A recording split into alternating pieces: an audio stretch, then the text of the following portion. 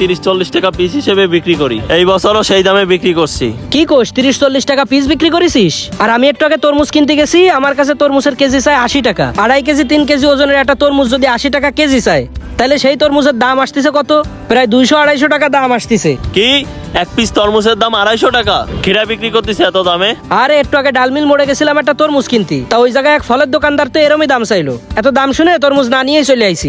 কি গন, এত দামে খিরা তরমুজ বিক্রি করবে? আচ্ছা ভাই, তাহলে আপনি ওই দোকানের দিকে যান, আমি আসতেছি। আচ্ছা ঠিক আছে। চল গেলেই দেখতে পারবি। এনে এদিকে আয়, এই যে এই দোকানেই দেখছিলাম তরমুজ। এ ভাই, তরমুজ কত করে? 80 টাকা কেজি। কি কন ভাই, এত দাম কেন?